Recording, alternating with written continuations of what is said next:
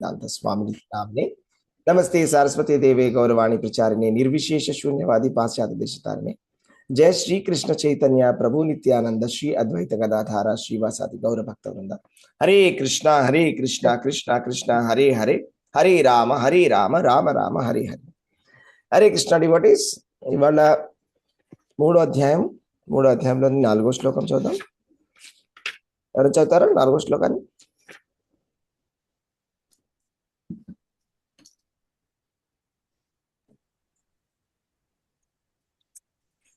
न कर्मणाम अनारंभान नैष्कर्म्यम पुरुषोष्णुते रच संन्यासनादेव सिद्धिं समधि गच्छति.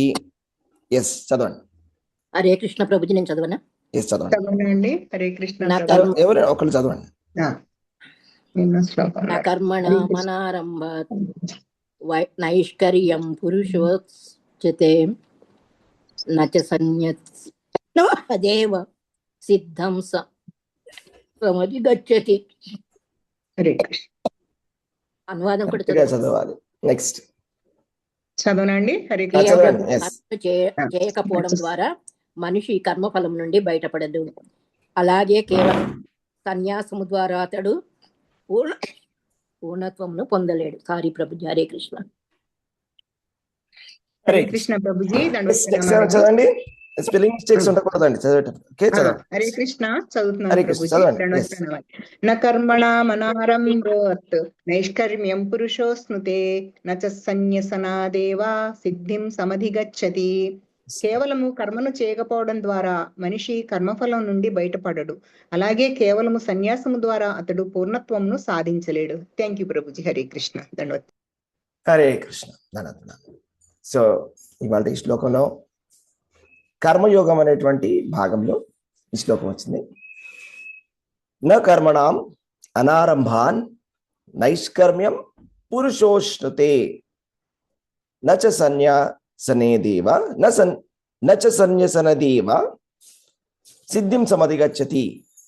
అంటే ఇక్కడ నచ కర్మణాం అనారంభాత్ అంటే విద్యుక్త కర్మలు, కర్మణాం అంటే విద్యుక్త కర్మలు, అనారంభాత్ అంటే ఆరంభించకపోవుట చేత, అంటే మన ఇచ్చినటువంటి విద్యుత్ కర్మలను ఆరంభించపోవుటకు చేత, నైష్కర్మ్యము అంటే కర్మఫలితం నుంచి విముక్తి, నైష్కర్మ్యం అంటే కర్మఫలితం నుంచి విముక్తి. పురుష న అశ్నుతే, న అశ్నుతే అంటే పురుషుడు నైష్కర్మ్యంని పొందజాలడు. రైట్. అంటే ఏంటి నైష్కర్మ్యం అంటే ఏంటి? విముక్తిని, కర్మ ఫలితం నుంచి విముక్తి, కర్మ ఫలితం నుంచి విముక్తిని పొందడం ఆ విధంగా కుదరదు. అట్లే ఎవరును కేవలము సన్యాసము ద్వారా పరిపూర్ణత్వము సాధించలేరు. నచ సన్యసనాదేవ, నచ సన్యసనాదేవ, సన్యసనాత్, సన్యసనాత్ అంటే ఎవరైనా కూడా సన్యసించుట మాత్రము చేతనే సిద్ధిం సమధి గచ్చతి అంటే ఎవరు కూడా పొందరు. ఇటువంటి మనం ఏదైతే పరిపూర్ణత్వాన్ని కూడా సాధించడానికి ఎవరైతే ప్రయత్నం చేస్తున్నారో వాళ్ళు సన్యాసాశ్రమం స్వీకరించడం వల్ల వాళ్ళు పరిపూర్ణత్వాన్ని సాధించలేరు. మనము సాధారణంగా మనుషులు ఏమనుకుంటారంటే, ఇప్పుడు నేను చేసేటువంటి పని భౌతికమైనటువంటి కర్మలు, అంటే భౌతికమైనటువంటి కర్మలు అంటే నేను అహంకార మమకారాలతోటి నా ఇంద్రియ తృప్తి కోసం చేస్తున్నాను కాబట్టి నేను చేసేటువంటి పని అంతా కూడా భౌతికమైనటువంటిది. కాబట్టి ఈ భౌతికమైనటువంటి పనిని విడిచిపెట్టేస్తాను అనుకోండి. ఓకే, ఈ భౌతికమైనటువంటి పనిని విడిచిపెట్టేస్తే నేను సంపూర్ణమైనటువంటి ఆధ్యాత్మికంగా అయిపోతాను, లేకపోతే కేవలం సన్యాసం తీసుకోవడం వల్ల నేను సిద్ధిని సంపాదించగలను అని కొంతమంది అనుకుంటారు. అలాగే కొన్ని సంప్రదాయాల్లో కూడా ఆ విధంగా అనుకుంటారు. అంటే ఒక మనిషి యొక్క పరిపూర్ణ లక్ష్యం ఏంటంటే చివరికి అన్ని భౌతికమైనటువంటి పనులను మానేసేసి, అంటే ఆ గృహస్థాశ్రమాన్ని విడిచిపెట్టి సన్యాసం తీసుకోవడమే చాలా గొప్ప విషయము. ఇంకా సన్యాసం తీసుకున్నవాడు ఇంకా వాడు భగవంతుడితోటి ఆయన సమానము, ఇంకా ఆయన భగవంతుడు అయిపోయినట్లే, ఇంకా వేరే ఇంకేం చేయాల్సినటువంటి పని లేదు అని అనుకునేటువంటి సంప్రదాయాలు చాలా ఉన్నాయి. కానీ భగవంతుడు ఏం చెప్తున్నారంటే అలా కాదు అని, అది నిజం కాదు అని చెప్తున్నారు భగవంతుడు. అంటే దీన్ని బట్టి మనం ఏం తెలుసుకోవాలంటే, చాలాసార్లు మనకి అనిపించవచ్చు ఇలాగేమో అని, మన ఊహ అంటారు దాన్ని, ఊహాగాన ఈ విధంగా ఉండవచ్చేమో అంటే నాకు అలా అనిపిస్తోంది. అంటే మేబీ బహుశా ఈ గృహస్థ ధర్మము మంచిది కాదేమో, సన్యాస ధర్మము కాషాయం ధరించడం చాలా మంచిదేమో, అంటే అలా చేసేస్తే మొత్తం చేసేస్తే అయిపోయినట్టే, ఇక మనకి సిద్ధి సంపాదించినట్టే, మనకి మోక్షం వచ్చినట్టే అని అనుకోవచ్చు. అలా అనిపిస్తుంది, మనకు అలా అనిపిస్తుంది. అది చాలా ముఖ్యమైన విషయం. మనకి అనిపించినవన్నీ కరెక్ట్ కాదు. మనకు ఎన్నో విషయాలు అనిపిస్తాయి, ఇలా చేస్తే అదేమో, ఇలా చేస్తే అదేమో అని మనకు అలా అనిపిస్తుంది. అంటే ఒక సామాన్య మానవుడికి అనిపిస్తుంది. కాబట్టి మనం ఏం చేయాలంటే గురువు దగ్గర వినాలి, శ్రీ గురువు చరణాల దగ్గర వినాలి. శ్రీ గురువు చరణాల దగ్గర మనము మొట్టమొదటిగా గురువు దగ్గరికి వెళ్ళి వినేటప్పుడు ఏ విధంగా వినాలంటే, తత్విద్ధి ప్రణిపాతేర పరిప్రశ్నేన సేవయ. మొదట మనం ఏం చేయాలంటే ఆ గురువు యొక్క శరణాగతిని పొందాలి. అది మొదటి విషయం. ఇప్పుడు అర్జునుడు శ్రీకృష్ణ భగవానుడిని అడగడం మొదలుపెట్టినప్పుడు మొట్టమొదటిగా ఏం చెప్పారాయన? నేను నీకు శరణాగతి పొందిన శిష్యుడను, చేసేదో చెప్పను. కరెక్ట్. శిష్యస్తేహం షాదిమాం త్వాం ప్రపన్నం, నేను నీ శరణాగతుణ్ణి అని అర్జునుడు చెప్పడం జరిగింది. ఫస్ట్ అంటే మనం జ్ఞానం పొందాల్సినంతకన్నా ముందు సిద్ధి పొందాలని అందరూ కోరుకుంటారు. రకరకాల మార్గాలలో రకరకాలుగా చేస్తున్నారు జనాలు.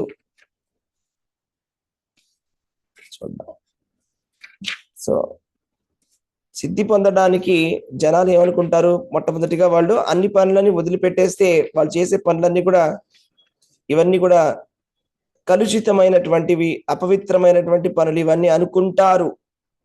అలా అనుకొని వాళ్ళు అన్నిటినీ విడిచిపెట్టడానికి ప్రయత్నం చేస్తారు, కానీ అసలైన పనిని చేయడం లేదు.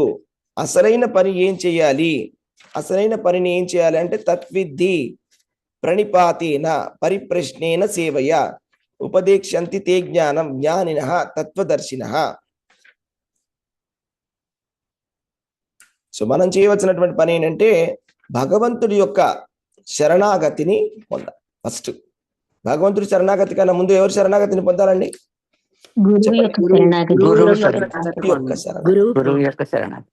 గురువు యొక్క శరణాగతి పొందాలి. అది కూడా ప్రామాణికమైనటువంటి శ్రీ గురువు దగ్గరికి వెళ్ళాలి. ప్రామాణికమైనటువంటి గురువు అంటే ఎవరు? ఒకళ్ళే ఉన్నారండి. ప్రామాణికమైనటువంటి గురువు ఎవరంటే ఎవరైతే భగవంతుడి శరణాగతి పొందమని చెప్తారు. అసలు ఫస్ట్ ఆఫ్ ఆల్ భగవంతుడి శరణాగతి పొందు అని చెప్పే ముందు భగవంతుడు ఎవరో తెలిసి ఉండాలి. అవునా కదా అండి? ఇప్పుడు మనకి భగవంతుడు ఎవరో తెలియదు అనుకోండి, భగవంతుడి శరణాగతి పొందమని ఎలా చెప్పగలమండి? నిజమేనా? చెప్పలేం. ఇప్పుడు మీరు ఇతని శరణాగతి పొందండి అని చెప్పాను అనుకోండి. ఇప్పుడు అతను ఎవరు? ఫస్ట్ మీరు ఆయన దగ్గరికి వెళ్ళండి అని చెప్పాను అనుకోండి. మీకు ఆయన దగ్గరికి వెళ్ళండి అన్నాను అనుకోండి. ఆయన దగ్గర ఆయన అడగండి, ఆయన చెప్తారు. చూడండి ఎంత వింతగా ఉంటుందో. ఆయన దగ్గరికి వెళ్ళండి, ఆయన చెప్తారు మీకు అని చెప్తారు. ఆయన మీకు హెల్ప్ చేస్తారు. ఆయన అడగండి. మీరు చూడతారు ఎవరు ఆయన అంటే ఆయన అన్ని చోట్ల ఉన్నాడు. ఆయన ఎవరైనా పర్వాలేదు, అందరూ ఒకటే అంటే ఏమైనా అర్థం ఉందా దానికి? ఆ మాటకి ఆయన గురించి సంపూర్ణ అవగాహన ఉంటే ఆయన దగ్గరికి వెళ్ళాలి, జ్ఞానం ఉంటుంది. అదే సపోజ్ ఆయన దగ్గరికి వెళ్ళి అని చెప్పేసి ఎవరి దగ్గరికైనా వెళ్ళాను అనుకోండి, చివరికి ఇప్పుడు నన్ను ఏమనుకుంటా, పిచ్చోడు అనుకుంటారు, బుర్ర లేదు అనుకుంటారు. అవునా కదా? తెలివి లేదు అని. ఆయన దగ్గరికి వెళ్ళాలంటే ఎవరి దగ్గరికి వెళ్ళాలో చెప్పాలి. ఎవరు? పురుషుడు, ఒక పురుషుడు. ఎవరా పురుషుడు?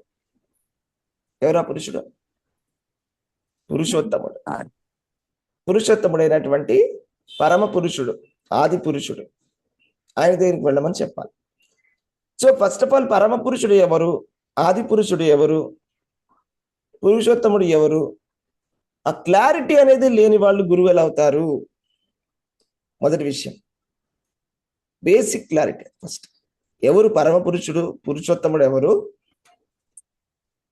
ఆది పురుషుడు ఎవరు అని తెలిసి ఉండాలి.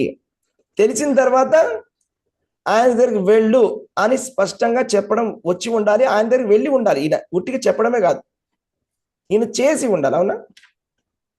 చెప్తేనే సరిపో, ఈయన చేసి ఉండాలి. ఈయన కూడా అదే విధంగా శరణాగతి పొంది ఉండాలి. సో అప్పుడు అలాంటి ఒక్క శ్రీ గురు యొక్క పాదాలని మనము పట్టుకోవాలి. తత్విద్ధి ప్రణిపాతేన పరిప్రశ్నేన సేవయ, అలా మొదలవుతుంది అనమాట. మొట్టమొదటిగా మన ఆధ్యాత్మిక జీవితం ఎలా మొదలవుతుందంటే, ఒక శ్రీ గురు యొక్క చరణాల దగ్గర శరణాగతి పొందడం వల్ల మన ఆధ్యాత్మిక జీవితము ప్రారంభం అవుతుంది. శ్రీ గురు యొక్క శరణాగతి పొందందే మన ఆధ్యాత్మిక జీవితమే ప్రారంభం కూడా అవ్వదు, అక్కడ నుంచి స్టార్ట్ అవుతుంది అనమాట. తర్వాత స్టార్ట్ అయిన తర్వాత ఒట్టిగానే నేను ఫర్ ఎగ్జాంపుల్ శరణాగతి పొందినట్టుగా చేస్తాను, కానీ వాళ్ళు చెప్పిన మాటని వినను, అప్పుడు పని అవుతుందా?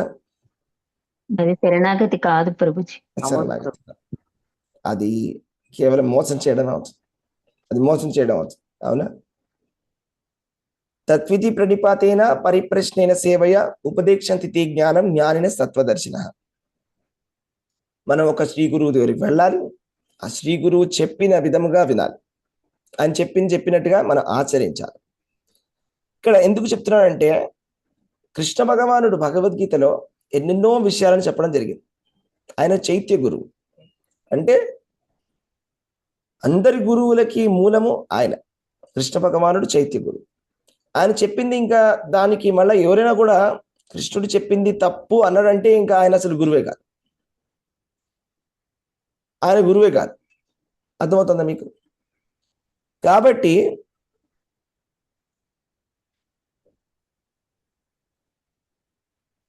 కృష్ణుడి శరణాగతి పొందే కన్నా ముందు ఫస్ట్ గురువు యొక్క శరణాగతిని పొందాలి. కృష్ణుడు చెప్పిన మాటని వినాలి. ఎందుకు అంతగా చెప్తున్నానంటే, భగవద్గీతను చాలా మంది వింటారు, కానీ భగవద్గీతలో కొన్ని విషయాలే మాత్రమే స్వీకరిస్తారు. దాన్ని అర్ధ కుక్కుటి న్యాయం అంటారు. అంటే సగం కోడి అంటే, ఇప్పుడు కోడి ఉంటుంది, కోడికి 2 భాగాలు ఉంటాయి. తినే భాగము, గుడ్డు పెట్టే భాగం. గుడ్డు పెట్టే భాగం మాత్రమే నాకు కావాలి, అది తినే భాగం వద్దు, దాని సగం కింద 2 ముక్కల కింద నరికేస్తాను అన్నారు అనుకోండి. అదే న్యాయం? అంతకన్నా మూర్ఖుడు ఎవరు? మూర్ఖత్వం. అదే విధంగా భగవద్గీతలో నేను ఈ శ్లోకాలను చదువుకుంటా. కృష్ణుడు కొంచెం కర్మయోగం గురించి ఎక్కడో చెప్పాడు, కొంచెం ధ్యానం గురించి అక్కడ ఏదో చెప్పాడు, అవి చదువుకుంటాను. ఎక్కడైతే కృష్ణుడు నేను దేవాది దేవుడు అని చెప్పాడో, కృష్ణుడు నా శరణాగతి పొందు, భక్తి యోగం చెయ్యి, భక్తి యోగం అన్నిటికన్నా శ్రేష్టం అని చెప్పాడు, భక్తులు గొప్ప అని చెప్పారు, అవన్నీ పక్కన పెట్టేస్తాను. అవి నాకు వద్దు, ఇవే నాకు కావాలంటే అది సగం కోడి న్యాయం అంట. అంటే నాకు గుడ్డు పెట్టేది మాత్రమే కావాలి, తినిపించే భాగం వద్దు. ఇలా చేయకూడదు, ఈ విధంగా కాదు. శరణాగతి గురువు దగ్గరికి వెళ్ళడం అంటే, భగవద్గీత దగ్గరికి వెళ్ళడం అంటే ఒక బయాస్ తోటి వెళ్ళకూడదు. అది ఎలాగంటే ఒక కళ్ళజోడలాగా. బయాస్ అంటే ఏంటంటే, ఇప్పుడు మన కళ్ళద్దాలు పెట్టుకున్నాం అనుకోండి, కూలింగ్ గ్లాసెస్ పెట్టుకున్నాం అనుకోండి, అప్పుడు ఏమవుతుంది చెప్పండి, మొత్తం అంతా ఎండ కూడా చల్లగా కనిపిస్తుంది, అవునా? బ్రౌన్ గా కనిపిస్తుంది. అప్పుడప్పుడు కొన్ని రంగులు కూడా ఉంటాయి, కలర్స్ ఉంటాయి, తెలుసా? మీరు ట్రై చేశారు, వేరే వేరే కలర్స్ ఉంటాయి. మీరు రెడ్ కలర్ వేసుకుంటే అంతా కూడా రెడ్ కనిపిస్తుంది, అవునా? గ్రీన్ కలర్ వేసుకుంటే గ్రీన్ కనిపిస్తుంది. సో అలాగా మన కంటికి ఒక అద్దాన్ని పెట్టుకొని వెళ్ళి చూడకూడదు భగవద్గీత.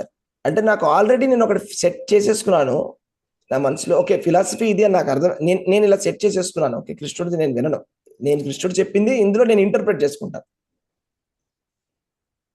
ఆల్రెడీ నేను డిసైడ్ అయిపోయాను ఏంటంటే, జీవుడు పరమాత్మ ఒకటే, అంతా ఒకటే అని ఒక ఫిలాసఫీలో నేను ఫిక్స్ అయిపోయాను. ఇప్పుడు వచ్చి సగం సగం వింటా, ఒక చెవితో విని ఒక చెవితో వదిలేస్తాను. ప్రతిదాన్ని మార్చి అందులో పెట్టుకోవడానికి ట్రై చేస్తాను. దీన్ని ఏమంటారు? ఇది కరెక్ట్ అయినటువంటి శరణాగతి, అది కాదు ప్రభు. కరెక్ట్ అయినటువంటి శరణాగతి ఇంకెందుకండి తప్పు కదా అది. భగవద్గీత వింటాం మరి? ఏమండి? ఇంకెందుకండి మరి భగవద్గీతను ఆశ్రయించడం, కృష్ణుడు అవును, దేవుడు అది అని ఎందుకు నమ్మకం? ఇంక చదవడం ఎందుకు? అదే కరెక్ట్ చెప్పారు. ఇంకెందుకు చదవడం ఎందుకు? మీరు ఆల్రెడీ డిసైడ్ అయిపోతే, మీకు తెలుసు అని, కృష్ణుడు దేవాది దేవుడు కాదని మీకు తెలిసిపోయింది. అందరూ మీరు కృష్ణుడు ఒకటే అని తెలిసిపోయింది. అందరు దేవతలు ఒకటే అని మీకు అర్థమైపోయింది. ఇంకెందుకు భగవద్గీత ఎందుకు వింటారు? కృష్ణుడిది వినకండి, తెలిసిపోయింది కదా ఆల్రెడీ మీకు. సో అదే విధంగా ఎందుకు చెప్తున్నానంటే, గురువు చెప్పినప్పుడు వినాలి అంతే. వేదం చెప్పినప్పుడు వేదవాక్యం అంతే, అది మార్పు లేదు. ఇక దాన్ని మార్చడము, ఇంటర్ప్రెట్ చేయడము, అందులోంచి వేరే మీనింగ్ తీయడం అనేటువంటివి, ఇవన్నీ చేయడం అనేది చాలా చాలా చెడ్డ బుద్ధి. అది మంచి ఆలోచన కాదు, అసలు అది ప్రాపర్ మైండ్ సెటే కాదు. అలాంటి వాళ్ళు అసలు స్టూడెంట్సే కాదు, మోసగాళ్ళు. అలా మోసం చేయకూడదు. కృష్ణుడు చాలా స్పష్టంగా చెప్తున్నాడు ఇక్కడ. ఏంటి? సన్యాసము, కర్మయోగం, ఈ రెండిట్లో ఏది గొప్పది అని. అంటే బుద్ధి యోగం గొప్పదా లేకపోతే సాంఖ్యయోగం గొప్పదా? రెండు కూడా ఫలితాన్ని ఇస్తాయి, రెండిటికి కనెక్షన్ ఉంది. బుద్ధి యోగం గొప్పదా సాంఖ్యయోగం గొప్పదా అనేటువంటి విషయం నడుస్తున్నది ఇక్కడ. లోకేస్మిన్ వివిధ నిష్ట పురా ప్రోక్తామాయనగా జ్ఞానయోగేన సాంఖ్యానాం కర్మయోగేన యోగిన. జ్ఞానయోగులు సాంఖ్యము ద్వారా, కర్మయోగులు యోగం ద్వారా చేస్తున్నారు. సో ఇక్కడ యోగము, జ్ఞానయోగులు యోగం సాంఖ్యం ద్వారా, అంటే సాంఖ్యయోగం అంటే తర్కించడం ద్వారా, అదే మన నేను శరీరాన్ని కాదు, నేను ఆత్మని అని తెలుసుకునేటువంటి జ్ఞానం. ఓకే, అది సాంఖ్యయోగం, వాళ్ళని జ్ఞానులు అంటారు. ఆ పద్ధతి జ్ఞానయోగం అనే పద్ధతి. ఏంటంటే ఫిలాసఫికల్ అండర్స్టాండింగ్. ఫిలాసఫీని తెలుగులో ఏమంటారండి? తర్కం. తత్వపరంగా ప్రభు, తత్వపరంగా ఒక రకంగా తత్వం, తాత్విక విచారణ, తాత్వికమైనటువంటి విచారణ ధార అంటే అదొకటి. ఇంకొకటి అంటే కర్మయోగం అంటే నిజంగా పని చేయడం. కర్మయోగం అంటే భగవంతుడి సేవ చేయడం. బుద్ధియోగం అంటే ప్రభుపాదుల వారు చాలా సింపుల్ గా చెప్పారు, బుద్ధియోగం అంటే భగవంతుడి సేవ చేయడం అని. నాకు ఇది చాలా సంవత్సరాలు పట్టింది విషయం అర్థం చేసుకోవడానికి. చాలా మంది కర్మయోగం అంటే చాలా తప్పుగా అనుకుంటారు. ఇప్పటికీ అలా అనుకునే వాళ్ళు చాలా మంది ఉన్నారు. కర్మయోగం అంటే ఏమనుకుంటారంటే కర్మని కర్మయోగం అని అనుకుంటారు. కర్మ అంటే కేవలం పనిచేయడం. అసలు అది కర్మ అంటే ఏదో ఒక పని చేయడం కూడా కర్మ కాదు, మళ్ళా అది వికర్మ అంటారు. జాగ్రత్తగా వింటున్నారా? వింటున్నాం ప్రభు. ఎస్, ఏదైనా చేయడం కాదు, అంటే ఏదైతే శాస్త్ర సమ్మతమైనటువంటి పని చేయడమే ఫస్ట్ ఆఫ్ ఆల్ మొట్టమొదటిగా కర్మ. అంటే శాస్త్ర సమ్మతమైనటువంటి పని, అంటే వర్ణాశ్రమ ధర్మాల ద్వారా మనకి ఇవ్వబడినటువంటి విద్యుక్త ధర్మము చెయ్యడము. విద్యుక్త ధర్మాన్ని శాస్త్రపరముగా సాత్వికముగా చేయడమే కర్మ అంటే. కానీ కొంతమంది కర్మకి బాగా అటాచ్మెంట్ ఉన్నటువంటి వాళ్ళు, బాగా అంటుకుపోయినటువంటి వాళ్ళు భగవద్గీతని అడ్డం పెట్టుకొని వాళ్ళని వాళ్ళు కాపాడుకోవడానికి ప్రయత్నం చేస్తారు. వాళ్ళు ఏం చెప్పడానికి ప్రయత్నం చేస్తారంటే, మీరు భగవంతుని ప్రార్థించచ్చు కదా అంటే, నేను భగవంతుని ప్రార్థిస్తున్నాను, నేను ఈ విధంగా నేను కర్మయోగం చేస్తాను, నేను కర్మయోగిని అని చెప్తారు. నేను ఒక కర్మయోగం చేస్తున్నాను. అది కర్మయోగం కానే కాదు. కర్మయోగం అంటే కేవలం ప్రతిరోజు గొడ్డు చాకరీ చేయడం అనేది కర్మయోగం కాదు. అది కర్మయోగం అయితే ప్రతిరోజు దోబి బట్టలన్నీ ఎత్తుకొని వెళ్ళే గాడిద కూడా కర్మయోగం చేస్తుంది. అంతేనా? అవును ప్రభు. అంతే ప్రభు. అప్పుడు మనం అందరం గాడిదలందరినీ కూడా కర్మయోగులని పిలవాలి. అంతే కదా?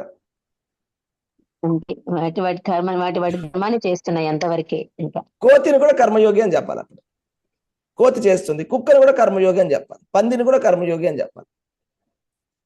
ప్రతిదీ కర్మయోగం కాదు. ఉట్టి పని చేసేస్తే కర్మయోగం అయిపోదు. దానికి స్పెషల్గా చేయాలి, బుద్ధి యోగం చేయాలి. బుద్ధి యోగం అంటే అసలు యోగం అని వచ్చిందంటేనే భగవంతుడితో సంబంధం ఉందని అర్థం. సాంఖ్యయోగమైనా కర్మయోగమైనా ఏదైనా, బుద్ధి యోగం అంటే మొట్టమొదటిగా చివరికి ఏంటంటే భగవంతుడి సేవ చేయడము. భగవంతుడి సంతృప్తి కోసమని సేవ చేయడం. ఇదంతా కూడా మనకి భగవద్గీత డీటెయిల్గా డెప్త్ లోపలికి వెళ్తే తెలుస్తుంది. 11వ అధ్యాయంలో కృష్ణ భగవానుడు చెప్తాడు, విశ్వరూప సందర్శన యోగం అంతా అయిపోతుంది. తర్వాత 12వ అధ్యాయంలో భక్తి యోగం గురించి భగవంతుడు చెప్తాడు. భక్తి యోగం గురించి భగవంతుడు చెప్పినప్పుడు కృష్ణుడు చాలా స్పష్టంగా చెప్తాడు. ఏమని చెప్తాడు? శ్రీ భగవాను వాచ మయ్యావేశ్య మనో ఏమాం మయి బుద్ధిం నివేశయ నివసిష్యసి మయేవ అత ఊర్ధ్వంన సంశయ. అంటే ఎప్పుడూ భగవంతుణ్ణి తలుచుకుంటూ ఉండాలి, ఎప్పుడూ భగవంతుణ్ణి తలుచుకుంటూ ఉండాలి. అది అన్నిటికన్నా చాలా గొప్ప పని, అన్ని పనులలో శ్రేష్టమైనటువంటి పని, అన్ని ధర్మాలలో శ్రేష్టమైనటువంటి ధర్మము భాగవత ధర్మము భగవంతుణ్ణి నిరంతరం స్మరణ చేయడము, నిరంతరము స్మరించడం. ఏ విధంగా అయితే ప్రహ్లాదుడు స్మరించేవాడు, ప్రహ్లాదుడు నిరంతరము స్మరిస్తుండేవాడు అంట, నిరంతరము స్మరిస్తుండేవాడు.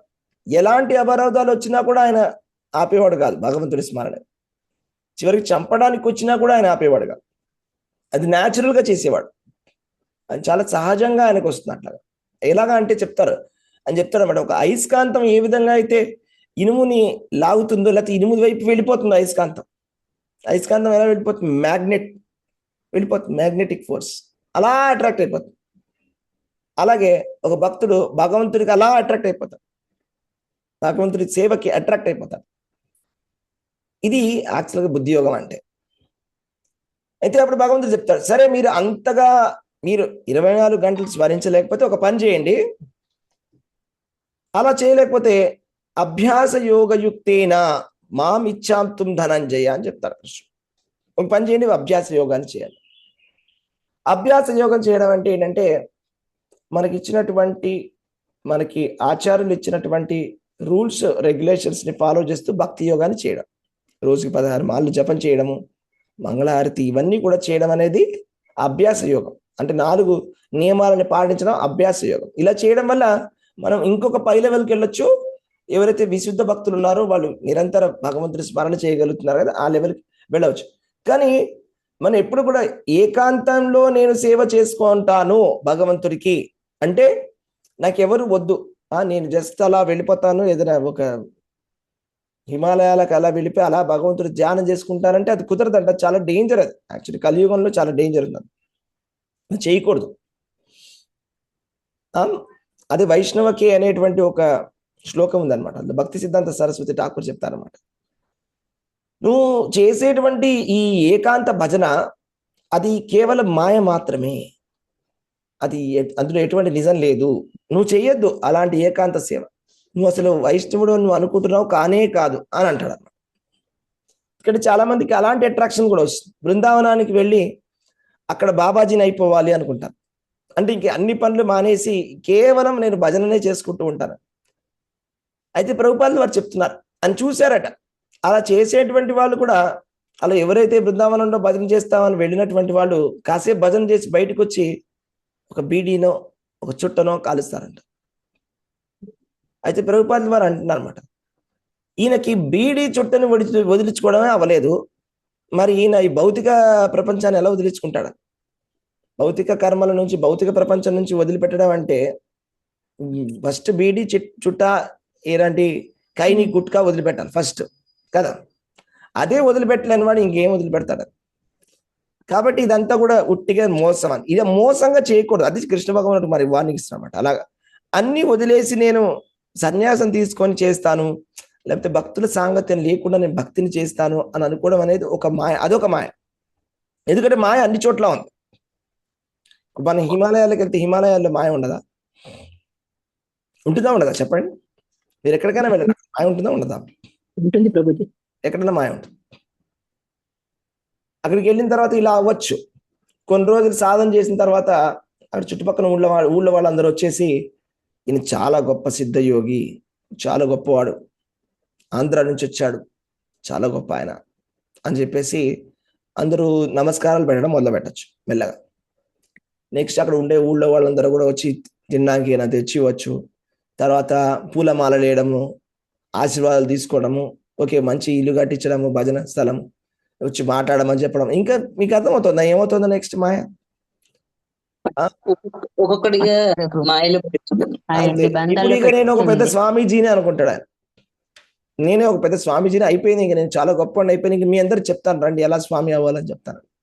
ఇంకా మాట్లాడడం మొదలు పెడతాడు. ఉట్టి మాయ, ఇదంతా మాయ. అసలు నిజమైనటువంటి భక్తులు తెలుసా, వాళ్ళు అసలు నజనం నధనం నధనం నజనం న సుందరీం కవితాం వా జగదీశ కామయే మమ జన్మని జన్మని ఈశ్వరే భవతాత్ భక్తి రహిత గీత్వై. నిజమైనటువంటి భక్తులట అలాగా ఇష్టపడరు తెలుసా. ఆ మాధవేంద్రపురి ఉన్నారా, శ్రీ మాధవేంద్రపురి, ప్రభుజీ. ఆయన ఆయన లీల విన్నారా. ఆయన ఏమవుతుంది, ఒకసారి ఆయన రెమునాకి వెళ్తారన్నమాట. రెమునా అని ఉంది ఒడిశాలో. అలా అలా వెళ్ళినప్పుడు అక్కడ గోపాల్ అక్కడ సందర్శన చేసుకుంటారన్నమాట. గోపీనాథ్ మందిరం. అవునా, ఆ గోపీనాథుడి మందిరం దర్శనం అది చేసుకున్నప్పుడు క్షీర గోపీనాథ్ అని చెప్పారండి, అవును, అదేనండి? క్షీరచోర గోపీనాథ్. క్షీరచోర్ క్షీరచోర్. గోపినాథ్. అవును, గోపీనాథుడి దర్శనం చేసుకున్నప్పుడు ఆయన చాలా గొప్ప భక్తుడు. ఆయన అనుకుంటారన్నమాట మనసులో, ఇక్కడ ఉండేటువంటి అమృత కేళి అనేటువంటి ఒక భోగము భగవంతుడికి ప్రసాదం చాలా అద్భుతంగా ఉంది, ఇది మా విగ్రహానికి ఇస్తే బాగుంటుందని, బృందావనంలో ఉండే మా కృష్ణుడికి ఇస్తే బాగుంటుంది అలా అనుకున్న తర్వాత బాధపడతారు. అరే ఇలా ఎందుకు అనుకున్నాను అని, భోగం పెట్టేటప్పుడు ఇలా ఆలోచించకూడదు కదా అని. తర్వాత ఆయన వెళ్ళిపోతారు అక్కడి నుంచి బాధపడి. రాత్రి కలలోకి కృష్ణుడు వచ్చి చెప్తారు. ఎవరికంటే ఆయన అక్కడ ఉండేటువంటి పూజారికి చెప్తారనమాట. నేను తీసి పెట్టాను సపరేట్గా ఆయన కోసం, మాధవేంద్రపురి గారిని పిలవండి, పిలిచి ఆయనకి ఇవ్వండి అని అమృత కేళి ప్రసాదాన్ని. మాధవేంద్రపురి ఎక్కడున్నారు, మీరు ఎక్కడున్నా కూడా దయచేసి ఇక్కడికి రావాలి అని చెప్పి పిలుచుకుంటూ వెళ్తాడనమాట. సాక్షాత్తు భగవంతుడే మీకోసం అని తీసి పెట్టాడు ప్రసాదాన్ని, తీసుకోండి అని. సో మాధవేంద్రపురి చాలా సంతోషపడతాడు, ఆ ప్రసాదాన్ని స్వీకరిస్తాడు, చాలా హ్యాపీ అవుతాడు. తర్వాత ఆయన అప్పుడు అనుకుంటాడు, ఆయన చూడండి ఆయన ఆలోచన ఎలా ఉందో, ఆయన అనుకుంటాడు ఇప్పుడు నేను ఇక్కడి నుంచి వెళ్ళిపోవాలి. ఎందుకో తెలుసా, ఇప్పుడు అందరికీ తెలిసిపోతుంది వెంటనే ఏంటి, నా కోసమని భగవంతుడే ఇట్లా మాట్లాడి నాకు ఇది ఇమ్మన్నాడని తెలిసిపోయిందంటే అందరు ఇంకా నా వెంట పడతారు. అలా వాళ్ళు వచ్చారంటే నాకు మళ్ళీ మాయ పట్టేసుకుంటారు. కాబట్టి ఇదంతా నాకు వద్దు అని చెప్పేసి అక్కడ నుంచి ఆయన వెంటనే బయలుదేరి వెళ్ళిపోయాడు. ఇప్పుడు ఉన్నటువంటి స్వామీజీలు అయితే కనుక ఎలా ఉంటారని, వాళ్ళైతే ఏం చేసేవాళ్ళు, పూర్తిగా ఉపయోగించుకుంటారు ప్రభుజీ, పూర్తిగా భౌతికంగా ఉపయోగించుకుంటారు. వాళ్ళ మ్యాగజైన్ లో ప్రింట్ చేస్తారు ఫస్ట్. అవునా, దాన్ని భౌతికంగా ఉపయోగించుకొని ప్రెస్ని పిలిచి ప్రెస్ మీట్ పెడతారు. ఫస్ట్ ప్రెస్ మీట్ పెట్టి మీరు చెప్పండి ఇంటర్వ్యూలో ఒకసారి అని చెప్తారు. అవునా, నెక్స్ట్ ఒకసారి మ్యాగజైన్ లో వేయించుకుంటారు. నెక్స్ట్ అందరినీ రమ్మని చెప్తారు వాళ్ళ ఆశ్రమానికి. వాళ్ళ ఆశ్రమంలో పెద్ద ఫోటో వేయించుకుంటారు, బొమ్మ వేసుకుంటారు, వాళ్ళ లీలలు ఏంటని, వాళ్ళ అంత గొప్ప వాళ్ళని. అవునా, సో దట్ ఇంకా జనాలు రావాలి, ఇంకా 1000 నుంచి 10,000, 10,000 నుంచి 1,00,000, 1,00,000 నుంచి 10 లక్షలు, 10 లక్షల నుంచి కోటి జనాలు వస్తే ఇంకా గొప్ప, ఎంతమంది వస్తే అంత గొప్ప, ఇలా అనుకుంటారు. కానీ నిజమైనటువంటి స్వామీజీ, నిజమైనటువంటి భక్తుడు ఎలా ఆలోచిస్తాడు, మాధవేంద్రపురి ఆయన చూడండి ఎంత మహాభక్తుడు ఆయన అని వెంటనే అక్కడ నుంచి వెళ్ళిపోయాడంట. నాకు అసలు ఎవరికి ఇక్కడ తెలిసి నాకు అందరూ నన్ను ఇట్లా గొప్పగా చూడడం నాకు ఇష్టం లేదు. కాబట్టి చాలా విషయాలు మనం అనుకున్నది నిజం కాదు. మాయ అనేది చాలా చాలా ఫైన్ గా సబ్టిల్ గా ఉంటుంది. అది ఎలా పట్టుకుంటుంది, ఎప్పుడు పట్టుకుంటుంది అని మనం చెప్పలేము. ఓకే, భక్తులను ఎవరైనా పట్టుకోవచ్చు. ఎక్కడైనా మాయ ఉంటుంది, ఎక్కడైనా మాయ ఉంటుంది. మనం భగవంతుడి సేవ చేస్తామని వెళ్ళొచ్చు టెంపుల్కి, ఇక్కడ వెళ్ళిన తర్వాత మనకి వేరే ఆలోచన రావచ్చు. లైక్ సరే నేను ఇప్పుడు ఇక్కడ టెంపుల్లో ఉంటాను, నాకు ఏ రూమ్ ఇస్తారు అని. అవునా, ఒక ఏసీ రూమ్ ఉందండి, ఒక నాన్ ఏసీ రూమ్ ఉందండి. నాకు ఏసీ రూమ్ కావాలి. 2 వెహికల్స్ ఉన్నాయి, ఒకటి మంచి వెహికల్ ఉంది, ఒకటి లగ్జరీ వెహికల్, కొంచెం పాత వెహికల్ ఉంది టెంపుల్దే. మీకు పర్సనల్ యూసేజ్ మీరు ప్రచారం చేయడానికి మీకు ఏ వెహికల్, నాకు మంచి వెహికల్ కావాలి, నాకు మంచి ఏసీ రూమ్ కావాలి, నాకు మార్బుల్స్ ఉన్న రూమ్ కావాలి. అక్కడే మాయ పట్టేసి అయిపోయింది. అవునా, చాలా సటిల్ గా ఉంటుంది, చాలా సటిల్ గా ఉంటుంది. ఓ పొజిషన్ ఉంటుంది, మనకి పొజిషన్ ఇచ్చారనుకోండి, ఇప్పుడు నాకు పొజిషన్ ఇచ్చారు, నేను ఈ పొజిషన్ నాకు రెస్పెక్ట్ చేయాలి మీరు అందరూ. నేను ఒక సీనియర్ని ఇక్కడ, అర్థమైందిగా, నేను ఒక సీనియర్ డివోటీని, మీరందరూ నాకు రెస్పెక్ట్ ఇవ్వాలి. మాయ ఇలా ఉంటుంది, మాయ పట్టేసుకుంటుంది అనమాట. కాబట్టి చాలా జాగ్రత్తగా ఉండాలి. ఈ శ్లోకానికి వచ్చినట్లయితే కేవలము ఏకాంత భక్తి చేయడం అనేది మంచిది కాదు. నచ సన్యాసనాదీవ, కేవలం సన్యాసం తీసుకోవడం వల్ల ఎవరు కూడా ముక్తిని పొందలేరు అనే విషయాన్ని చాలా గట్టిగా చెప్తున్నారు భగవంతుడు. నేను ఎందుకు చెప్తున్నానంటే ఒక మన పరంపరలోనే ఒక పరంపర అలా ఆ విధంగా ఒక పరంపర ఆలోచిస్తుంది. జ్ఞానయోగులు ఎవరైతే ఉన్నారో వాళ్ళ ఆలోచన విధానం ఏంటంటే, సర్వధర్మాన్ పరిత్యజ్య మామేకం శరణం వ్రజ అంటే సన్యాసం తీసుకోవడం అని చెప్పి వాళ్ళు అనుకుంటారు. అలా భాష్యాల్లో కూడా రాసుకున్నారు. వాళ్ళని మనం చాలా గొప్ప వాళ్ళని మనం అనుకుంటున్నాం. సర్వధర్మాన్ పరిత్యజ్య అంటే సన్యాసం తీసేసుకో, అంతే, అయిపోయిందని. సర్వధర్మాన్ పరిత్యజ్య అంటే ఏంటండి చెప్పండి? సర్వధర్మాన్ పరిత్యజ్య మామేకం శరణం వ్రజ అంటే ఏంటి అర్థం? సన్యాసం తీసుకోవడమా, లేకపోతే ఏంటి దాని అర్థం ఏంటి? కర్మయోగము, ఈ జ్ఞానము అన్ని వదిలిపెట్టి చివరికి భక్తి యోగానికి రండి, నా పాదాలు ఆశ్రయించండి ప్రభు. అన్ని ఆశ్రయించండి, నాకు భక్తి విడిచిపెట్టండి. చేయండి అని చెప్తున్నారండి. భగవంతుడి సేవ చేయమని, నవవిధ భక్తి చేయమని చెప్తున్నారు. భగవంతుడికి నవవిధ భక్తి చేయమని చెప్తున్నారు కృష్ణుడు. అవునా? అయితే వీళ్ళు ఏం చేశారంటే, ఈ పరంపర వాళ్ళు అర్జునుడికే అసలు అర్హత లేదట జ్ఞానానికి. నిజమా? అర్జునుడికి అర్హత లేదట జ్ఞానానికి. ఎందుకంటే అర్జునుడు క్షత్రియుడట, అర్జునుడు బ్రాహ్మణుడు కాదట, ఆయన సన్యాసం తీసుకోలేడట. కానీ అయినా ఊరికేనే కృష్ణుడు చెప్పాడట. దీనికైనా అర్థం ఉందా? అర్జునుడికి అర్హత ఉందా లేదా భగవద్గీత వినడానికి? పూర్తిగా అర్హత ఉంది కాబట్టి కృష్ణుడు ఆయనకు భగవద్గీత జ్ఞానాన్ని ఇచ్చారు. ఒక శ్లోకం ఉంది, కృష్ణుడు చెప్తాడు, నేను నీకు ఎందుకు చెప్తున్నాను భగవద్గీత అని ఎందుకు చెప్పాడు? ఎస్ ప్రభు. ఏంటా శ్లోకం చెప్పండి.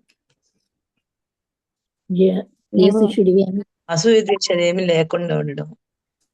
కరెక్ట్. నువ్వు నా మిత్రుడవు, నువ్వు నా మిత్రుడవు కాబట్టి నేను నీకు చెప్తున్నాను. అనసూయవే, నీకు ఎటువంటి అసూయ లేదు. లేనివాడు. నువ్వు నా భక్తుడవు. భక్తోసి మే సఖా చేతి రహస్యం హి ఏతదుత్తమం. నువ్వు నా భక్తుడవి, నా సఖుడవు కాబట్టి నీకు ఈ ఉత్తమమైనటువంటి రహస్యాన్ని నీకు బోధిస్తున్నాను. అంతేగాని ఇది ఒక వర్ణాశ్రమ ధర్మంలో ఒక క్షత్రియుడికి చెప్పినటువంటి ఒక ఉపదేశం కాదు. అలా ఆలోచించడం కూడా అజ్ఞానం. ఏంటంటే వర్ణాశ్రమ ధర్మంలో ఒక క్షత్రియుడికి కృష్ణ భగవానుడు చెప్పాడు. కృష్ణుడిని ఆయన క్షత్రియుడికి మించినటువంటి ఒక బ్రాహ్మణుడు ఉన్నాడు. బ్రాహ్మణుడు మాత్రమే సన్యాసం తీసుకోగలడు. ఆ సన్యాసం తీసుకున్నప్పుడు వాడు భగవంతుడితో సమానం అయిపోతాడు. ఇదంతా కూడా ట్రాష్ అని అర్థం చేసుకోవడానికి ఈ ఒక్క శ్లోకం చాలా మంది కృష్ణుడు చెప్పిన. అందుకే నేను చెప్పాను ఏంటంటే, కోడిని సగం కోడి విన్నట్టుగా సగం సగం వినకూడదు భగవద్గీతను. భగవద్గీతలో కృష్ణుడు ఏం చెప్పాడో అదే ప్రమాణం, అంతే. భగవంతుడి వాక్యే ప్రమాణం. దాన్ని మార్చి ఏ విధంగా వక్రీకరణ చేయడము, ఇవన్నీ కూడా మహాపాపములు. అంటే నా కంట్లో ఒక అద్దాలు ఉన్నాయి, ఓకే, ఆ అద్దం నేను పెట్టేసుకున్నాను, ఇంకా దాన్ని ఫిట్ చేయడానికి ఇక ప్రతి శ్లోకాన్ని తీసుకొని అటు నుంచి ఇటు నుంచి అటు తిరిగేసి ఇటు నుంచి అటు తిరిగేసి అలా చెప్పాల్సిన అవసరం లేదు. అది చేయకూడదు. అది చేయడం వల్ల ఏమవుతుందంటే మనం మోసం చేసుకుంటున్నాము, భగవంతుడిని మోసం చేస్తున్నాం, ప్రపంచాన్ని అంతా కూడా మోసం చేస్తున్నాం. అర్థమవుతుంది మీకు చెప్పేది? నేను కృష్ణుడు చెప్పినట్టుగా వినాలి. చాలా చక్కగా, చాలా సింపుల్ గా, చాలా ఈజీగా చెప్తారు కృష్ణుడు. మన్మనాభవ మద్భక్తో మధ్యాజీ మాం నమస్కురు, అంతే. మామే వైశ్యసి కౌంతేయ ప్రతిజానే ప్రియోసి. చాలా సింపుల్ గా చెప్తారు. మన్మనాభవ, ఎప్పుడు కృష్ణుని తలుచుకోవాలి. మద్భక్త, కృష్ణుడి భక్తుడు అవ్వాలి. మధ్యాజీ, కృష్ణుని పూజించాలి. మాం నమస్కురు, కృష్ణుని నమస్కరించాలి. అలా నమస్కరిస్తే కృష్ణుడి దగ్గరికి ఖచ్చితంగా వెళ్తాం. దీన్ని దయచేసి వక్రీకరించకండి. శ్లోకాలని, భగవద్గీతని వాళ్ళకి నచ్చిన విధంగా వాళ్ళు ఉన్నటువంటి ఒక ఫిలాసఫీ కోసమని దయచేసి భగవద్గీతని మార్చొద్దు. భగవద్గీతలో ఉన్నది ఉన్నట్టుగా ఫాలో చేయండి, అంతే. జస్ట్ భగవంతుడు చెప్పాడు, కేవలం నా శరణాగతి పొందమని, అంతే. నేను కృష్ణుడి శరణాగతిని మాత్రమే పొందుతాను, అంతవరకే. అలా చేసే వాళ్ళే మంచి వాళ్ళు, మంచి భక్తులు. దాన్ని మార్చి అలా కాదు, ఇంకొక పుస్తకంలో ఇంకోలాగా ఉంది, ఇంకొక పుస్తకంలో ఇంకోలాగా ఉంది, దీన్ని కలిపి నేను మార్చి చెప్తాను అని చేయడం అనేది అంతా కూడా మోసం. ఇలాంటి మోసాలు చేస్తే భగవంతుడి దగ్గరికి వెళ్ళమ్మా. అర్థమైందా? ఎందుకంటే ఈ డౌట్స్ అన్ని ఉంటాయండి. ఇప్పుడు సామాన్య మానవుడికి 2 రకాలైన మనుషులు ఉంటారు. ఒకతను అజ్ఞాని, ఇంకొకతని పేరేంటో తెలుసా? మాయయాపహృత జ్ఞాని. అజ్ఞాని అంటే మీకు తెలుసు, తెలియనివాడు, తెలియదు, ఫిలాసఫీ ఏంటో తెలియదు, భగవంతుడు ఏం చెప్పదలుచుకుంటున్నాడో ఆయనకి కరెక్ట్ గా సంపూర్ణమైన ఐడియా లేదు, ఎంతో కొంత ఆయన తెలిసినంత ఇంట్యూషన్ లో ఉన్నాడు, లేకపోతే ఏమీ తెలియదు. అజ్ఞాని. అజ్ఞాని ఇంకా మేలు. మాయాపరిత జ్ఞాని ఇంకా చాలా డేంజర్. అజ్ఞాని అంటే నిద్రలో ఉన్నటువంటి వాడు. నిద్రలో ఉన్నటువంటి వాడిని మేల్కొల్పవచ్చు, లేపచ్చు నిద్రలోంచి. అదే మాయాపహృత జ్ఞాని అంటే ఏంటి చెప్పండి? మాయ మాయ చేత చేత కప్పబడినటువంటి వాడు, పూర్తిగా మాయ మాయని చేత బంధించి జ్ఞానము వేస్తుంది. వెళ్ళిపోయింది. మాయ చేత జ్ఞానం వెళ్ళిపోయి వాళ్ళకి తెలిసిన ఒక సిద్ధాంతాన్నే జ్ఞానం అని వాళ్ళు ఎవరైతే గట్టిగా నమ్ముతారో వాళ్ళని మాయాపహృత జ్ఞాని అంటారు.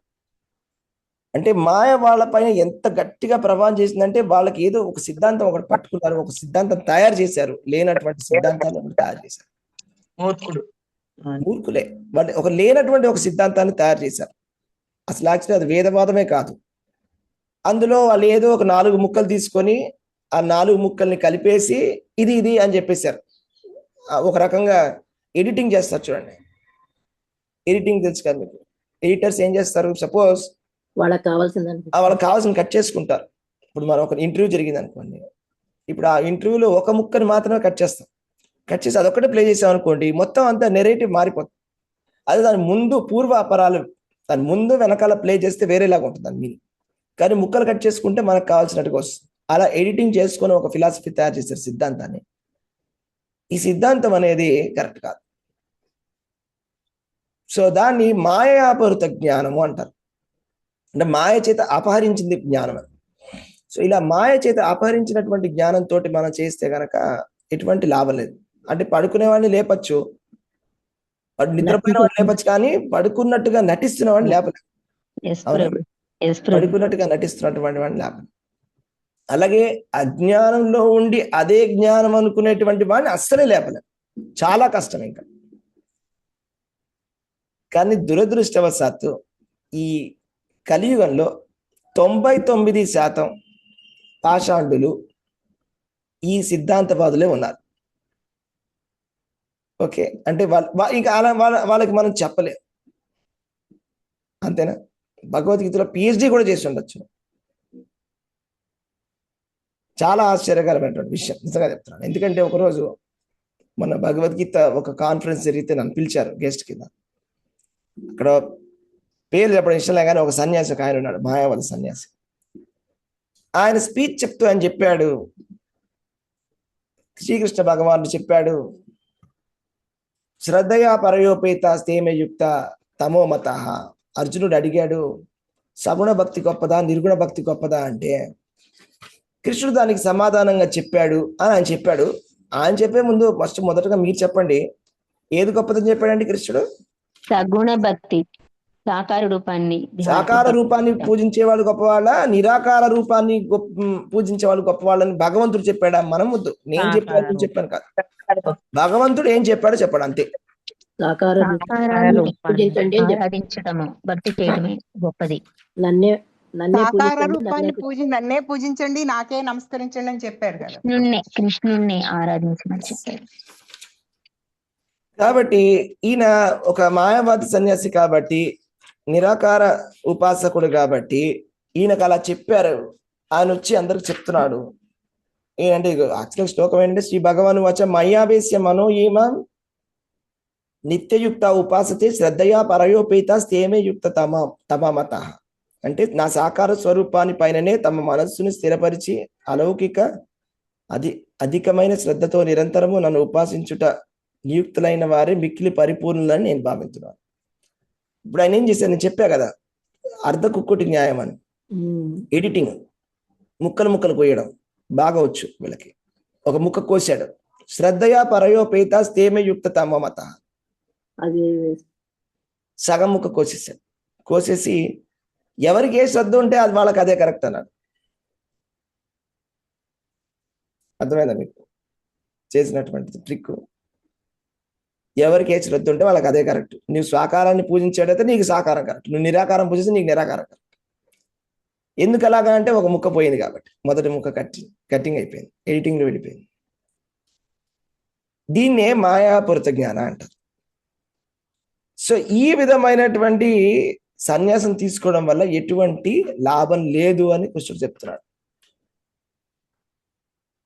సన్యాసం తీసుకోవడం అంటే ఉట్టిగానే బట్టలు మార్చుకోవడం కాదు, కాషాయ ధరిస్తులు ధరించినంత మాత్రాన సరిపోదు. కృష్ణుడు చెప్పినట్టుగా వినాలి. అసలు యాక్చువల్గా సన్యాసం అంటే ఏంటంటే మన 3 కరుణములతోటి మనస్సు, బుద్ధి మరియు మనస్సు, వాక్యములు మరియు కర్మలతోటి, మనోవాక్ కర్మలతోటి భగవంతుడి యొక్క సేవలో నియుక్తము, సంపూర్ణముగా నియుక్తమవడం భగవంతుడి సేవలో, అది నిజమైనటువంటి సన్యాసం అంటే. అంతేగాని భగవంతుడినే సన్యసించిన వాడు సన్యాసి కానే కాదు. అది నీకు వేరే ఏదో పేరు పెట్టాలి. ఎందుకంటే కృష్ణుడు భగవద్గీతలో డిటాచ్డ్గా ఉండమని చెప్పాడు, కానీ భక్తికి డిటాచ్డ్గా ఉండమని చెప్పలేదు. నీకు అర్థమైందా? డిటాచ్మెంట్ దేంతో ఉండాలి? భక్తితో అటాచ్మెంట్ ఉండాలి. భౌతికమైనటువంటి విషయాల పట్ల, detachment భౌతికమైన విషయాల పట్ల డిటాచ్మెంట్. ఎవరి పట్ల అటాచ్మెంట్? ఎవరి పట్ల ఉండాలి? కృష్ణుడు ఏం చెప్పాడు? పరమాత్మని కృష్ణుడి పట్ల, నా పట్ల 100% అటాచ్మెంట్ ఉండాలని చెప్పాడు భగవంతుడు. 24/7 నన్నే ఆలోచించాలని చెప్పాడు. కానీ మాయావాద సన్యాసులు ఏం చేస్తారంటే వాళ్ళు కొంచెం బౌద్ధ మతం ఇన్ఫ్లుయెన్స్ ఎక్కువ, వాళ్ళకి కొంచెం బౌద్ధ మతం లాగా బిహేవ్ చేస్తారు. ఏంటంటే భగవంతుడితోటి కనెక్షన్ కూడా, అది కూడా ఒక భౌతికమే, భగవంతుడు కూడా భౌతికమే అని వాళ్ళు ఒక మాయలో వచ్చేసి ఆ విధమైనటువంటి మాట అంటారు. అని వాళ్ళు భగవంతుడిని కూడా విడిచిపెడతారు. కాబట్టి వాళ్ళు ఒక రకం, ఇంకా వాళ్ళు బౌద్ధ మతంలోకి వస్తారని చెప్పాలి, ఇంకా చెప్పాలంటే అంతే కదా. అలాంటి సన్యాసం పనికి రాదు అని చెప్తున్నాడు కృష్ణుడు ఈ శ్లోకంలో. క్లియర్గా చెప్పాలంటే నచ సన్యాసనాదేవ సిద్ధిం సమధిగచ్చతి. అంటే నువ్వు భగవంతుడిని విడిచిపెట్టేశావు, నీ విద్యుక్త ధర్మాన్ని విడిచిపెట్టేశావు, భగవంతుడిని కూడా విడిచిపెట్టేశావు. 2 విడిచిపెట్టేసి వనాలకు వెళ్ళిపోయి ఏదో గొప్ప తపస్సు చేస్తున్నాను, ఏదో ఆధ్యాత్మికంగా చాలా గొప్ప పురోగతి పొందుతున్నాను అని ఒక బౌద్ధ మతవాదిలాగా అనుకుంటున్నావు నీ గురించి నువ్వు. కానీ నీకు వచ్చినటువంటిది 0 అని చెప్తున్నాడు భగవంతుడు. ఏమీ రాదు నీకు. మరి ఏం చేయాలి? అలా చేయకపోతే మరి ఇంకేం చేయాలి? ఏం చేయాలంటే చైతన్య మహాప్రభు చెప్పారు, చాలా సింపుల్ గా చెప్పారు. గృహే టాకే వనే టాకే సదా హరి బోలే దాకే. అంటే ఏం చెప్పండి? గృహే టాకే వనే టాకే సదా హరి బోలే దాకే అంటే కృష్ణ సంబంధంగానే వాక్కు గాని మనసు గాని ఇంద్రియాలు గాని కేంద్రీకరించాలి, దాని పట్లే ఉండాలి. మనసా వాచ కర్మణ కృష్ణుడి పట్లనే. గృహే టాకే వనే టాకే అంటే గృహము వనము అని చెప్తున్నారు కదా. అంటే ఏంటి మరి? అంటే గృహంలో ఉన్న వనంలో ఉన్న కృష్ణుడిని నామస్మరణ చేయండి. ఇది కరెక్ట్ ప్రిన్సిపల్. మీరు ఇంట్లో అయినా ఉండవచ్చు, గృహస్థుడైనా ఉండొచ్చు, మీరు వనంలో కూడా ఉండవచ్చు, సన్యాసి అయినా ఉండొచ్చు. ఎస్. మొన్న నేను బృందావనంకి వెళ్ళాను. బృందావనంలో వెళ్ళినప్పుడు అక్కడ ఒక గురుకులం ఉంది, భగవద్గీత ప్రభుపాదులు వారు తయారు చేసినటువంటి భక్తి వేదాంత గురుకులం. ఆ గురుకులంలో ఒక ఆయన వానప్రస్థుడు. అంటే ఆయన తమిళనాడు నుంచి వచ్చాడండి. ఆయన అని చెప్పాడు, నా కూతురు పెళ్ళి అయిపోయింది, హ్యాపీగా ఉంది, బెంగళూరులో ఉంటుంది, నేను శ్రీరంగంలో ఉంటాము, ఇంకా శ్రీరంగంలో నాకు ఇప్పుడు ఏం పని లేదు కాబట్టి నేనేం చేశానంటే అక్కడ ఇల్లు లాక్ చేసేసి నేను బృందావనం వచ్చేసాను, ఇక్కడ సేవ చేసుకుంటాను. అయితే వాళ్ళ వైఫ్ మాతాజీ వచ్చేసి పొద్దునే భగవంతుడు రాజభోగ సేవ చేస్తారు, పొద్దు నుంచి మధ్యాహ్నం వరకు రాధాకృష్ణుల శ్రీ విగ్రహాలకి భోగాన్ని ఆవిడ తయారు చేస్తారు. ఈయన అక్కడ బిల్డింగ్ కన్స్ట్రక్షన్ అంతా చూసుకుంటారు. సో అంటే ఆల్మోస్ట్ రిటైర్మెంట్, అవునా? మనకి మన ప్రహ్లాదు చెప్పాడు కదా, తెలివైన వాడు ఎవరైనా కూడా ఏం చేయాలి, ఇల్లు వదిలేసి వనాలకు వెళ్ళాలని చెప్పాడు ప్రహ్లాదుడు. తెలివైన వాడు ఇల్లు వదిలేసి వనాలకు వెళ్ళాలి. అయితే ప్రభుపాదుల వారు దానికి భాషల్లో ఏం రాశారు, మన పరపట్లో వనాలలో ఏ వనానికి వెళ్ళాలని చెప్పారండి, చదివారు ఎవరన్నా? ఏ వనానికి వెళ్ళాలి? బృందావనము, మధుర, బృందావనానికి వెళ్ళాలి. ద్వారక, ఎస్ అటువంటి ప్రదేశాలు. ఎస్, ప్రభుపాదుల వారు బృందావనం వెళ్ళాలి అని చెప్పారు. బృందావనం అదే ద్వారక అన్ని ఒకటే, బట్ అదే బృందావనం వెళ్ళాలి, తెలివైనటువంటి వాళ్ళు బృందావనం వెళ్ళి అక్కడ ఉండాలి అని చెప్పారు అనమాట. ప్రభుపాదుల వారు ఆ శ్లోకానికి ట్రాన్స్లేషన్ అట్లా చెప్పారు, అనువాదాన్ని. సో తెలివైనటువంటి వాడు ఈ అందకూపాన్ని, గృహం అనేటువంటి అందకూపాన్ని విడిచిపెట్టి భగవంతుడి సేవలో నియుక్తుడయి వనాలకు వెళ్ళాలి, అంటే వనాలలో బృందావనానికి వెళ్ళాలి అని చెప్పారు. సో ఇప్పుడు ఈయన ఎంత చాలా చక్కగా చేస్తున్నారు చూసారా భక్తులు. నేను చెప్పా కదా, ఆ మాతాజీ ఏమో భగవంతుడు రాజభోగ సేవ చేస్తున్నారు, ప్రభుజీ ఏమో ఆయనేమో బిల్డింగ్ కన్స్ట్రక్షన్, అంటే టెంపుల్కి సంబంధించినటువంటి బిల్డింగ్ కన్స్ట్రక్షన్ చేస్తున్నారు. వానప్రస్థ ధర్మం ఆయన వాళ్ళు అనుకుంటే అదే ఊళ్ళో ఉండొచ్చు, ఆ ఊళ్ళో ఉంటూ అక్కడే ఉన్న వాళ్ళ ఫ్రెండ్స్ తోటి సరదాగా గడుపుకుంటూ ప్రతిరోజు మాట్లాడుకోవచ్చు, చర్చించవచ్చు, ఎలక్షన్స్ గురించి మాట్లాడవచ్చు, ఎన్నో ఉంటాయి విషయాలు. ఫ్రెండ్స్ ఉంటారు చాలా మంది, అవునా కాదు? ఫ్రెండ్స్, అటాచ్మెంట్, ఇల్లు, ఆ చుట్టుపక్కల తెలిసిన వాళ్ళు, చాలా బాగుంటుంది. స్వజనులు, అటాచ్మెంట్స్ చాలా బాగుంటుంది కదా. ఆయన అంతా వదిలిపెట్టేసి ఆయన అక్కడికి వెళ్ళి ప్రచారం చేస్తున్నాడు, ఆయన సేవ చేస్తున్నాడు కదా. ఈ విధంగా చేయాలి. అంటే గృహములో ఉన్న మనం కృష్ణుడిని సేవించాలి. ఓకే సరే, మనం అక్కడికి వెళ్ళక్కర్లేదు. హైదరాబాద్లో ఉన్నారా, ఓకే. విజయవాడలో ఉన్నారా, ఓకే ఫైన్. విశాఖపట్నంలో ఉన్నారా, ఓకే. మీరు ఎక్కడున్నారో అక్కడ ఉండండి, అక్కడ ఉండి భగవంతుడి సేవ చేయండి. లేదా ఓకే వనాలకు వెళ్తారా, బృందావనం వెళ్తారా, అక్కడికి వెళ్ళి కృష్ణుడి సేవ చేయాలి. అంతేగాని ఇక్కడైనా అక్కడైనా వెళ్ళి కృష్ణుడి సేవను వదిలిపెట్టకండి. అర్థమైందండి? మన ఇంట్లో ఉంటూ కృష్ణుని మర్చిపోవద్దు. మీరు చేసే పనులతో పాటు కృష్ణుని కంపల్సరీగా మీరు కృష్ణుని ఆరాధించాల్సిందే, కృష్ణుని మీరు పూజించాల్సిందే, కృష్ణుని నామాన్ని తీసుకోవాల్సిందే. అలాగే సరే మీకు ఇలా అనిపించిందా, ఇక్కడ చాలా అయిపోయింది, ఇంకా నాకు విసిగిపోయాను అని అనిపించిందా, ఇప్పుడు నేను ఎక్కడికైనా ఆశ్రమానికి వెళ్ళిపోవాలనిపించిందా, సరే మీకు అలాగా అక్కడే ఏదైనా మంచి ధామానికి వెళ్ళాలనిపించిందా, ఓకే మంచిది. అక్కడికి వెళ్ళిన తర్వాత మళ్ళీ అక్కడికి వెళ్ళి మళ్ళీ కృష్ణుని మర్చిపోకండి. అక్కడైనా ఇక్కడున్నా కృష్ణుని మర్చిపోకండి. కర్మయోగం అంటే ఇది. మీరు ఎక్కడున్నారు, ఏం చేస్తున్నారని కాదు, కృష్ణుడిని సేవ చేయండి, కృష్ణుడికి సేవ చేయండి, అదే కర్మయోగం అంటే. కృష్ణుడికి సేవ చేయడమే కర్మయోగం. మన విద్యుక్త ధర్మములతోటి మనం ఆ లెవెల్లో లేము కాబట్టి, కృష్ణుడిని నిరంతర స్మరణ చేస్తూ కృష్ణుడిని నిరంతర సేవ చేసే లెవెల్లో లేము కాబట్టి, దానికి మనం సపోర్ట్గా మన భక్తి జీవితాన్ని సపోర్ట్ చేసుకోవాలంటే మనకి ఎంతో కొంత లక్ష్మి అవసరం ఉంటుంది. మన నిర్వహణ కోసం, గృహ నిర్వహణ కోసం అందుకోసమనే మనం ఇంకా ఆ స్టేజ్కి కూడా రాలేదు కాబట్టి, ఆ విశుద్ధ భక్తి స్టేజ్కి రాలేదు కాబట్టి మనం ఏం చేస్తామంటే మనకి ఇచ్చినటువంటి విద్యుక్త ధర్మాలని పాటిస్తూ కృష్ణుని స్మరిస్తాం. కానీ రెండిట్లో కంపల్సరీ ఏంటి, కృష్ణుని స్మరించడం, కృష్ణుని పూజించడం అనేది కంపల్సరీగా చేయాలి. కామన్ అది. కృష్ణుని వదిలిపెట్టకపోవడం అనేది కామన్. కృష్ణుని ఎప్పుడైతే వదిలేస్తామో ఏదైనా ఒక ఆలోచనకి, అంటే ఇక్కడ ఇష్టాలతోటి సంబంధం లేదు. చాలా మంది ఇలా అంటారు ఏంటంటే, లేదండి నాకు ఇదంటే ఇష్టము, నాకు అలా అంటే ఇష్టం, నాకు ధ్యానం అంటే ఇష్టము, లేకపోతే నాకు ఈ నిరాకార వాదం అంటే ఇష్టము, నాకు అది ఇష్టము, నాకు ఇది ఇష్టం. ఇష్టాలతోటి పని లేదు ఇక్కడ, అర్థం చేసుకోండి.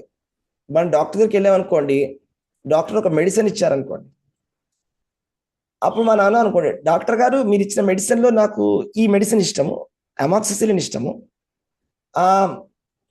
నాకు ప్యాంటోప్రాజోల్ ఇష్టం లేదు, నాకు ఇది ఇష్టం, అలా అంటే డాక్టర్ ఏమంటాడు, నీ రోగం తగ్గదు నేను అంటే అప్పుడు కాసేపు వింటాడు. అలా కాదు బాబు, ఇక్కడికి ఎందుకు వచ్చేవాడు, అది ఎందుకు వచ్చారంటే నీ రోగం మంచిగా చెప్పడానికి ట్రై చేస్తాడు. నీ రోగం తగ్గాలంటే బాబు ఇది వేసుకో, సెట్ అయిపోతుంది.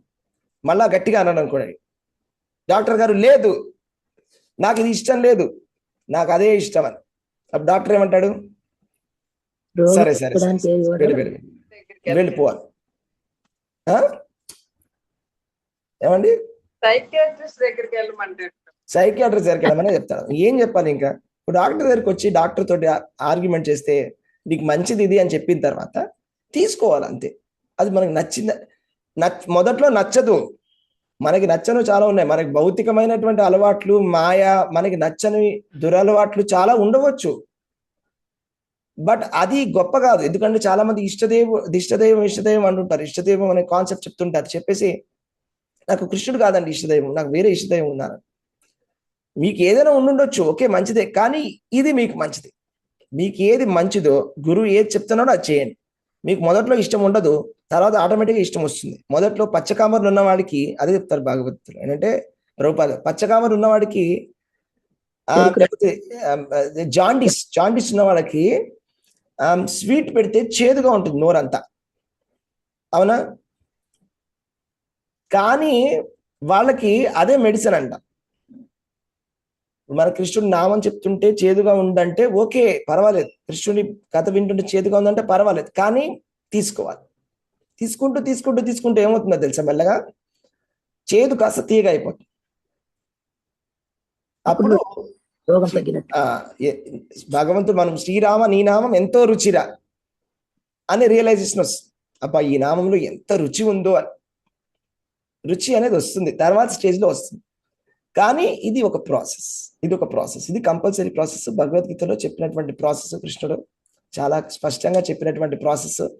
ఏం చెప్తారంటే కృష్ణుడు, ఇష్టదైవము, నాకు ఇది ఇష్టము, నాకు అది ఇష్టం అనే కాన్సెప్ట్ వల్ల నీ ఇష్టాలను పక్కన పెట్టని చెప్తారు కృష్ణుడు అర్జునుడికి. నాకు ఇది ఇష్టము, నాకు అది ఇష్టం లేదు. అప్పుడు ఏం చెప్తారంటే కృష్ణుడు, నీ ఇష్టాలు ఏవైతే ఉన్నాయో అవి నిన్ను భౌతిక బంధనాల వైపు తీసుకెళ్తున్నాయి, నువ్వు ముక్తి నుంచి దూరంగా వెళ్తున్నావు. నీకు ముక్తి కావాలంటే నీకు ఏది ఇష్టమో ఏది ఇష్టంలో అవన్నీ పక్కన పెట్టి నేను చెప్పినట్టుగా ఫాలో చేయని చెప్తాను. నేను చెప్పినట్టుగా చేయాలి. అలా చేస్తే నీకు మంచి జరుగుతుంది, చాలా మంచి జరుగుతుంది. నా దగ్గర కంపల్సరీగా నువ్వు వస్తావా, కాబట్టి అలా చేయాలి. అర్థమవుతుందా మీకు? సో ఈ విధంగా ఎందుకు ఇదంతా చెప్తున్నామని చెప్పండి. కృష్ణుడు ఏది చెప్పారు అదే ఇష్టం, అంతే. అవునండి. కొంతమంది చాలా చాలా అసలు దారుణమైనటువంటి తెలివితేటలు ఉన్న వాళ్ళు ప్రవచనాలు ఇస్తున్నారు ఈ మధ్యన. అసలు వీళ్ళ తెలివితేటలు మనం తట్టుకోలేకపోతున్నాము. వాళ్ళు ఏం చెప్తున్నారంటే టీవీలో, ఒకడికి పప్పు ఇష్టం, ఒకడికి కూర ఇష్టం, ఒకడికి పులుసు ఇష్టం, ఒకడికి సాంబార్ ఇష్టం, ఒకడికి పెరుగు ఇష్టం, కాబట్టి వాడికి నచ్చింది వాడు తీసుకుంటాడు. ఎవరికి ఇష్టమైన అన్నం లేకుండా ఏది చేయలేరు కదా ప్రభుజీ. ఆరోగ్యానికి ఏది మంచిది అదే తీసుకోమని చెప్పట్లేదు. కరెక్ట్. దానికి సమాధానం ఏంటంటే, ఒకటి పప్పు ఇష్టం, ఒకటి కూర ఇష్టం. అంటే మీకు పప్పు, కూర, సాంబారు, పులుసు ఇష్టం అయి ఉండొచ్చు. అలా అంటే నేను అప్పుడు ఏమంటానంటే, ఒకడికి పంది మాంసం ఇష్టం, ఒకటి కుక్క మాంసం ఇష్టం, ఒకటి ఇంకొకటి ఇష్టం. కానీ ఏది మంచిదో అదే తీసుకోవాలి, అవునా కదా? లేకపోతే ఓకే వీడికి అన్నం పులుసు ఇష్టం అని అనుకుందాం, లెట్ us say. కానీ డాక్టర్ గారు ఏం చెప్పారంటే నువ్వు అన్నం పులుసు తినొద్దు అని చెప్పాడు. వీడికి పప్పు కూర ఇష్టమే, పచ్చడి ఇష్టమే, డాక్టర్ పచ్చడి తినొద్దని చెప్పాడు. నీకు మంచిది కాదు, నీకు రోగం ఉంది, పచ్చడి మానేసి. నువ్వు ఈ పచ్చడి తింటే నీకు స్టమక్ క్యాన్సర్ ఆల్రెడీ వచ్చింది, స్టేజ్ 3లో ఉన్నావు, పచ్చడి తింటే చచ్చిపోతావు అని చెప్పాడు. ఓకే, డాక్టర్ అది చెప్పాడు. సో ఇప్పుడు చెప్పండి, ఆ లాజిక్స్ వర్తిస్తుందా? కాబట్టి నేను ఈ దేవుడిని పూజిస్తా, ఆ దేవుడిని పూజిస్తా అంటే మనం ఆల్రెడీ భౌతిక రోగంలో ఉన్నాము. అంటే కోరికలతోటి కొట్టుమిట్టాడుతున్నాం. ప్రతిరోజు మన కోరికలు. మనకి ఇంకా కోరికలు తీర్చేటువంటి మొక్కులు, దేవతారాధన అవసరమా? ఆల్రెడీ స్టమక్ క్యాన్సర్ ఉన్నవాడికి పచ్చడి అవసరమా? అవసరం లేదు ప్రభు. తింటే చేస్తాం. అది మన పరిస్థితి, ఉన్న పరిస్థితి ప్రకారం మనం చేయాలి. డాక్టర్ చెప్పింది ఏంటంటే, వద్దు, నువ్వు తినద్దు, కారాలు తినద్దు. నీ కారాలు ఇష్టమే, చిన్నప్పటి నుంచి తింటున్నావు తెలుసు, కానీ నీకు ఇప్పుడు పడదు, తినకూడదు. అదే విధంగా ఇది కూడా మనకి భగవంతుడు చెప్తున్నాడు నిర్దేశంగా, చాలా స్పష్టంగా, చాలా క్లియర్గా చెప్తున్నాడు. కేవలం నన్నే పూజించండి, నన్నే స్మరించండి, నన్ను మాత్రమే పూజించండి అని చాలా స్పష్టంగా చెప్తున్నాడు. 100 శ్లోకాలు దాదాపుగా దొరుకుతాయి మనకి భగవద్గీతలో, 700 శ్లోకాలు వెతికితే. అనన్యమైనటువంటి భక్తి చేసి నా శరణాగతి మాత్రమే పొందమని కృష్ణుడు చాలా స్పష్టంగా చెప్తున్నాడు. అలా చేయడం వల్ల మాత్రమే మనం కృష్ణుడి దగ్గరికి వెళ్ళగలం, లేకపోతే కృష్ణుడి దగ్గరికి వెళ్ళం, భౌతిక ప్రపంచంలోనే ఉండిపోతాం, దేవతా లోకాలకు వెళ్ళాల్సి ఉంటుంది, లేకపోతే ఇంకేదో వేరే లోకాలకు వెళ్ళాల్సి ఉంటుంది. చంద్రలోకానికో 2 మార్గాలు ఉంటాయి కదా, ధూమ మార్గము, అగ్ని మార్గం. అవునా? ధూమ మార్గంలో వెళ్ళాల్సి ఉంటుంది. వెళ్ళి పైకి వెళ్ళి చంద్రలోకంలో 10,000 సంవత్సరాల తర్వాత మళ్ళీ కిందకి రావాల్సి ఉంటుంది. చీనే పుణ్యం మత్స్యలోకం విశంతి. అంటే వేదంలో చెప్పిన ప్రతి విషయము ఒకటే లెవెల్ కాదు, ఇది అర్థం చేసుకోండి. వేదాలలో చెప్పిన ప్రతి విషయము ఒకటే లెవెల్ లేవు. వేదం వేరే, వేదాంతం వేరే. అర్థమవుతుందా మీకు? అది ఎలాగంటే ఇప్పుడు మీరు మీ పిల్లలకి అప్పుడప్పుడు మీరు ఇలా కూడా చెప్పుండవచ్చు, సరే రా సినిమాకి వెళ్ళిరాపో అని. కానీ అది ఫైనల్ ఇన్స్ట్రక్షన్ అదేనా? సరే రా కాసేపు ఎంజాయ్ చేయాలి, అది ఫైనల్ ఇన్స్ట్రక్షనా? లేకపోతే మీ ఫైనల్ ఇన్స్ట్రక్షన్ ఏంటి? రెండింటికి తేడా ఉందా లేదా? మీ ఫైనల్ ఇన్స్ట్రక్షన్ కి ఏదో ఒకప్పుడు కాసేపు చెప్పినటువంటి ఇన్స్ట్రక్షన్ కి తేడా ఉందా లేదా? తేడా ఉంటుంది ప్రభుజీ. టెంపరీగా కాసేపు, అరే చాలాసేపు చదువుకున్నావు కదా, అలసిపోయి ఉంటావు, సరే కాసేపు టీవీ చూడు అని అనుకో ఫర్ ఎగ్జాంపుల్. అదేంటది, బాగా అలసిపోయాలో కాసేపు టీవీ చూస్తూ చూడు. లేకపోతే ఏడుస్తున్నాడు వాడు, ఓకే చిన్నవాడు, నాకు బొమ్మ కావాలి, సరే బొమ్మ కొనుక్కో, ఓకే. నేను స్కూల్కి వెళ్ళాను, నాకు చాలా ఇవాళ నాకు అసలు బాగా, సరే ఇవాళ స్కూల్కి వెళ్ళకు. అంతేగాని స్కూల్కి వెళ్ళకు అనేది మీ ఫైనల్ ఇన్స్ట్రక్షన్ కాదు, అది ఒక టెంపరీ రిలీఫ్. కాసేపు ఓకే వీడిని చూడలేకపోతున్నాం, వీడికి ఇంతగా అడుగుతున్నాడు కాబట్టి సరే పోరా అని చెప్తాం, జాగ్రత్తగా వెళ్ళిరారా అని చెప్తాం. అదేవిధంగా కోరికలు చాలా ఎక్కువ అయిపోయిన వాళ్ళకి దేవతారాధన అనేది ఇవ్వబడింది. సరే దేవతల ఆరాధన చేసుకొని నీ కోరికలు తీర్చుకొని శాంతపడి మళ్ళా వెనక్కి కృష్ణుడి దగ్గరికి రా అనే ఉద్దేశంతో.